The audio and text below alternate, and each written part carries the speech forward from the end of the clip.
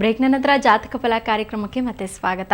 ಪಂಡಿತರೇ, ಸಂಕ್ರಾಂತಿ ಹಬ್ಬದ ವಿಶೇಷತೆ ಬಗ್ಗೆ ತಿಳಿಸ್ಕೊಟ್ರಿ, ಹಾಗೆ ಎಳ್ಳು ಬೆಲ್ಲಕ್ಕಿರುವಂತಹ ಮಹತ್ವವನ್ನು ತಿಳಿಸ್ಕೊಟ್ರಿ.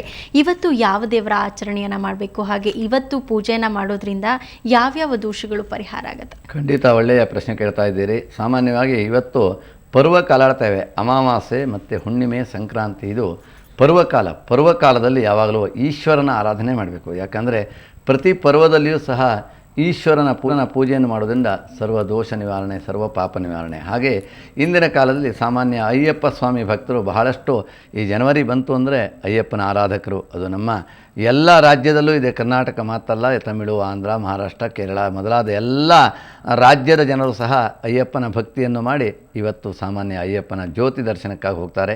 ಸಾಮಾನ್ಯವಾಗಿ ನಾಳೆಗೆ ಜ್ಯೋತಿ ದರ್ಶನ ಮಾಡಿ ಬರ್ತಾರೆ. ಅದಕ್ಕಾಗಿ ಸಣ್ಣ ಮಕ್ಕಳು, ಹೆಂಗಸರು ಸಹ ಸಹಿತ ಆ ಒಂದು ಇವತ್ತಿನ ಕಾಲದಲ್ಲಿ ಭಕ್ತಿ ಪ್ರಧಾನವಾದ ಅಯ್ಯಪ್ಪನ ಆರಾಧನೆ ಅನ್ನೋದರಲ್ಲಿ ನಾವಿಲ್ಲಿ ಯಾರೂ ಜಾತಿ ಮತ ಭೇದ ಇಲ್ಲದೆ ಹೋಗಿ ಪೂಜೆ ಮಾಡುವಂಥದ್ದು ಅಯ್ಯಪ್ಪನ ಆರಾಧನೆಯ ವಿಶೇಷ ದಿವಸ.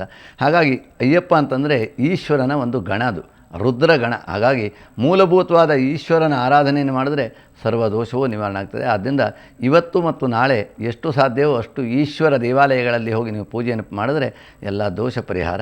ಈಶ್ವರನಿಗೆ ಅಭಿಷೇಕವನ್ನು ಮಾಡುವಂತಹದ್ದು ಇದು ಸಾಮಾನ್ಯವಾಗಿ ಸಂಕ್ರಾಂತಿಯ ವಿಶೇಷ. ಓಕೆ ಪಂಡಿತರೆ, ಹಾಗಾದರೆ ಇವತ್ತಿನ ರಾಶಿ ಫಲಗಳು ಯಾವ ರೀತಿ ಇದೆ ತಿಳಿಸ್ಕೊಡಿ. ಸಾಮಾನ್ಯವಾಗಿ ನಿತ್ಯ ಭವಿಷ್ಯ, ನಿತ್ಯ ವಿಶೇಷ, ಅತ್ಯವಶ್ಯ, ಪ್ರತಿಯೊಬ್ಬರಿಗೂ ಸತ್ಯ ಭವಿಷ್ಯ.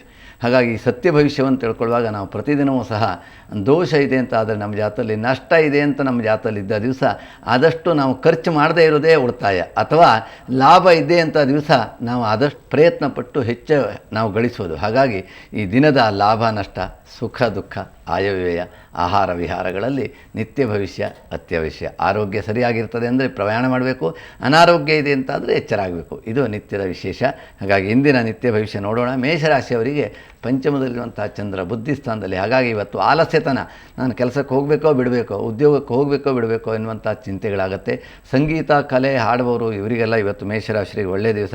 ವಿಶೇಷವಾಗಿ ಸುವರ್ಣ, ಬಂಗಾರ, ಬೆಳ್ಳಿ ವ್ಯಾಪಾರದವರಿಗೆ ಅತಿಯಾದ ಲಾಭ ಆಗುವಂಥ ದಿವಸ, ವಸ್ತುವಿನಿಂದ ಲಾಭ. ಹಾಗೆ ಸಾಮಾನ್ಯವಾಗಿ ಮಾಧ್ಯಮ ಕ್ಷೇತ್ರ, ಪತ್ರಿಕೆ, ವ್ಯವಹಾರ ಇವರಿಗೆಲ್ಲವರಿಗೂ ಸಹ ಇವತ್ತು ಸಂತಸದ ದಿವಸ.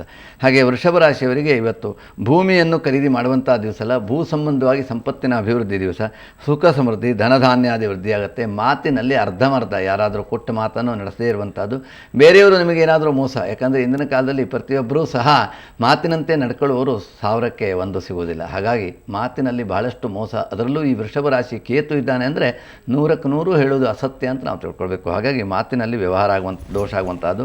ಇನ್ನು ವೃಷಭ ರಾಶಿ ಸ್ತ್ರೀಯರಿಗೆ ಇವತ್ತು ಒಳ್ಳೆಯ ದಿವಸ, ಉದ್ಯೋಗದಲ್ಲಿ ವ್ಯವಹಾರದೆಲ್ಲ ತುಂಬ ಒಳ್ಳೆಯ ದಿವಸ. ಮಿಥುನ ರಾಶಿಗೆ ಸಂಪದ ಅಭಿವೃದ್ಧಿ ಅಂತ ಹೇಳ್ತೇವೆ. ಇವತ್ತು ಎಲ್ಲ ರೀತಿಯಲ್ಲಿ ಅಭಿವೃದ್ಧಿ. ಮತ್ತು ರಾಶ್ಯಾಧಿಪತಿ ಬುಧ ನೋಡೋದ್ರಿಂದ ತಾಂತ್ರಿಕ ಕ್ಷೇತ್ರದಲ್ಲಿ, ಆಮೇಲೆ ಕಂಪ್ನಿಗಳಲ್ಲಿ, ಫ್ಯಾಕ್ಟ್ರಿ ಅದರಲ್ಲಿ ಉದ್ಯೋಗ ಮಾಡುವರು, ಕಂಪ್ಯೂಟರು ಇತ್ಯಾದಿ ಎಲ್ಲ, ಬರವಣಿಗೆ, ಲಿಪಿಶಾಸ್ತ್ರ ಇದನ್ನೆಲ್ಲ ಮಾಡುವವರಿಗೆ ಇವತ್ತು ಸ್ವಲ್ಪ ಭಯವನ್ನು ಉಂಟು ಮಾಡುವಂಥದ್ದು. ಸಂಕ್ರಾಂತಿ ಅಂದರೆ ಭಯ ಆಗುತ್ತೆ. ಆದ್ದರಿಂದ ನಿಮ್ಮ ವ್ಯವಹಾರದಲ್ಲಿ ಏನಾದರೂ ತೊಡಕಾಯ್ಕೊಂಡು ಭೀತಿ ಮತ್ತು ತೊಂದರೆಗಳು ಉಂಟಾಗುವುದು. ಉಷ್ಣ ರೋಗ, ತಲೆಗೆ ಸಂಬಂಧಪಟ್ಟು ಏನಾದರೂ ನೋವು, ಕುತ್ತಿಗೆ ವ್ಯಾಧಿಗಳು, ಗಂಟ್ಲಿಗೆ ತೊಂದರೆ ಆಗ್ತದೆ. ಹಾಗೆ ಕರ್ಕ ರಾಶಿಯವರಿಗೆ ಇವತ್ತಿನ ದಿವಸ 6ನೇ ಮನೆಯಲ್ಲಿರುವಂತಹ ಬುಧ ವ್ಯಯಾಧಿಪತಿಯಾಗಿದ್ದಾನೆ. ಆದ್ದರಿಂದ ಬುಧನಿಂದ ಬುದ್ಧಿಭ್ರಮಣ ಅಂತ ಮನಸ್ಸು ತಮ್ಮ ಹಿಡಿತವನ್ನು ಮೀರಿ ಹೋಗುವಂತಹದ್ದು. ಹಾಗೆ ತನ್ನವರಿಂದಲೇ ಒಡಹುಟ್ಟಿದವರು, ಅಣ್ಣ ತಮ್ಮದಿರೋ, ತಂದೆನೋ, ಗಂಡನೋ ಇವರಿಂದ ಭಯ ಆಗುವಂತಹದ್ದು. ಇನ್ನು ನಂಬಿದವರು ನಿಮಗೆ ದ್ರೋಹ ಮಾಡ್ತಾರೆ. ನೀವು ಎಷ್ಟೋ ದಿವಸದಿಂದ ನಂಬಿಕೊಂಡವರು ಇವತ್ತು ಖಂಡಿತವಾಗಿಯೂ ನಿಮಗೆ ಸಿಹಿ ಮಾತನ್ನು ಹೇಳೋದು ಬಿಟ್ಟು ಕಹಿ ಮಾತಿನಿಂದ ದುಃಖವನ್ನು ಮಾಡುವಂಥದ್ದು. ಇನ್ನು ಜೀವನದಲ್ಲಿ ಬದಲಾವಣೆ, ಗೌರವ ಘನತೆಗಳಿದ್ದಂಥ ನೀವು ನಿಮ್ಮ ಕೈಯಿಂದಲೇ ನಿಮ್ಮ ಗೌರವವನ್ನು ಕಳ್ಕೊಳ್ಳುವಂಥ ದಿವಸ. ಹಾಗೆ ಸಿಂಹರಾಶಿಯವರಿಗೆ ಇವತ್ತು ಹೊಸದಾದಂಥ ವ್ಯಾಪಾರ ಮಾಡುವಂಥದ್ದು, ಅದರ ಧನಹಾನಿ ಆಗುತ್ತೆ. ಅತಿಯಾದ ಕೋಪ, ಪ್ರಯಾಣದ ಸ್ವಲ್ಪ ಜಾಗ್ರತೆಯಾಗಿದ್ದರೆ. ಸಾಮಾನ್ಯವಾಗಿ ಚಂದ್ರ ಮತ್ತು ಕುಜ ಇರೋದ್ರಿಂದ ಮಹಿಳೆಯರಿಗೆ, ಸಿಂಹರಾಶಿಯವರಿಗೆ ಇವತ್ತು ಬಹಳ ವಿಶೇಷ. ಸಂಕ್ರಾಂತಿಯ ಸಂಭ್ರಮವನ್ನು ಸವಿಯುವಂಥ ದಿವಸ. ಹಾಗೆ ಕನ್ಯಾ ರಾಶಿಯವರಿಗೆ ಇವತ್ತು ಅನಾರೋಗ್ಯ ಆಗುವಂಥದ್ದು, ಹಣ ಪ್ರಾಪ್ತಿ ಆಗುವಂಥದ್ದು, ನಮ್ಮ ಸಾಮಾನ್ಯವಾಗಿ ಒಳ್ಳೆಯ ವಿಷಯದ ಬಗ್ಗೆ ತಿಳ್ಕೊಳ್ಳುವಂಥದ್ದು, ಭಯದಿಂದ ಬಿಡುಗಡೆಯಾಗಿ ಶುಭ ಯಾತ್ರೆಯನ್ನು ಮಾಡುವಂಥ ದಿವಸ, ಇವತ್ತು ಪ್ರಯಾಣ ಮಾಡುವಂಥ ದಿವಸ. ತುಲಾರಾಶಿಯವರಿಗೆ ಇವತ್ತು ಸಂತಾನ ಲಾಭ ಅಂತ ಹೇಳ್ತೇವೆ. ಅಂದರೆ ಇವತ್ತೇ ಆಗತ್ತೆ ಸಂತಾನ ಅಂದಲ್ಲ, ಸಂತಾನ ಸಂಬಂಧವಾದಂತಹ ನೀವು ಪ್ರಯತ್ನ ಮಾಡುವಂಥದ್ದು. ಸಂಕ್ರಾಂತಿ ನಿಮಗೆ ಒಂದು ಸಂತಸ ದಿನವನ್ನು ಇವತ್ತು ಮೂಡಿಸುವಂಥದ್ದು. ಧನ ಸಮೃದ್ಧಿ, ವಿತ್ತ ಲಾಭ, ಪುತ್ರ ಲಾಭ ಇವೆಲ್ಲ ಇವತ್ತು ಒಂದು ತುಲಾರಾಶಿಯ ವಿಶೇಷ.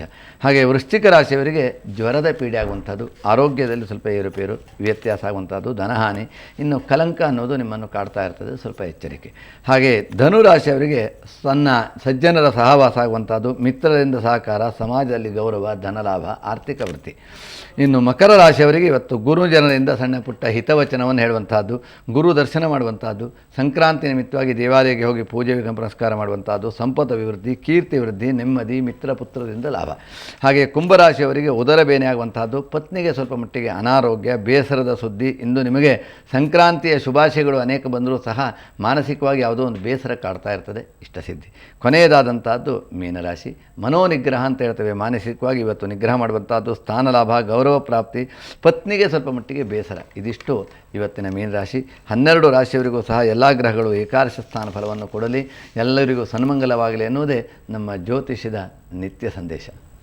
ಓಕೆ ಪಂಡಿತರೆ, ರಾಶಿ ಫಲಗಳನ್ನು ತಿಳಿಸ್ಕೊಟ್ರಿ. ವೀಕ್ಷಕರೇ, ಇವತ್ತಿನ ರಾಶಿ ಫಲಗಳು ಹೇಗಿದೆ ತಿಳ್ಕೊಂಡ್ರಿ. ಇನ್ನು ನಿಮ್ಮ ಪ್ರಶ್ನೆಗಳಿಗೆ ಉತ್ತರಿಸುವಂತಹ ಸಮಯ. ಅದಕ್ಕಿಂತ ಮೊದಲು ಜಾತಕ ಫಲ ಕಾರ್ಯಕ್ರಮದಲ್ಲಿ ಈಗ ಮತ್ತೊಂದು ಬ್ರೇಕ್.